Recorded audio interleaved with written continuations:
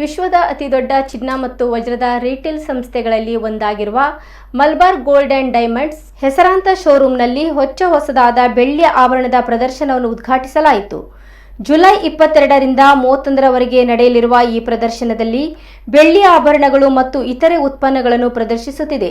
ಇದರ ಅನಾವರಣ ಕಾರ್ಯಕ್ರಮವನ್ನು ಮುಖ್ಯ ಅತಿಥಿಗಳಾದ ಶ್ರೀಮತಿ ನಮಿತಾ ಸತೀಶ್ ಚಂದ್ರ, ಕುಮಾರಿ ವರ್ಷಾ ಶೆಟ್ಟಿ ಹಾಗೂ ಕುಮಾರಿ ಮೇಘಾ ಕಿಣಿ ನೆರವೇರಿಸಿದರು.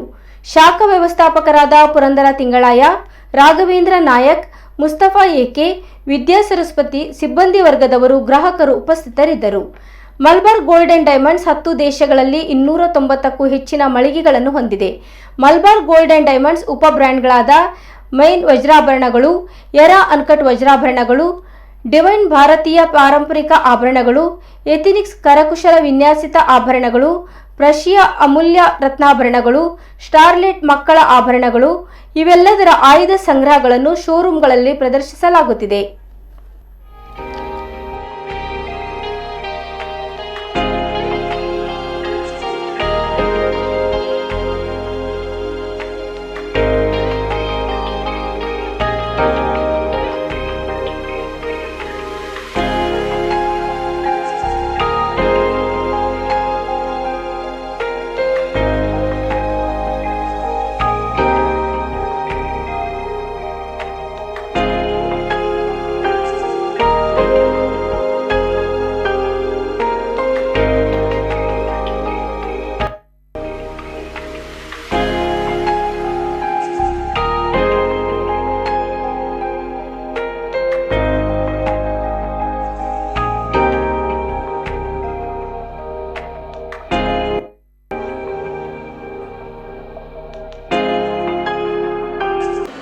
ಒಂದರಿಂದ ನಾನು ನನ್ನ ಯೂಟ್ಯೂಬ್ ಚಾನಲ್ ನಿಮ್ಮ ಜೊತೆ ಅಂತ ಹೇಳಿ ಶುರು ಮಾಡಿದ್ದೇನೆ.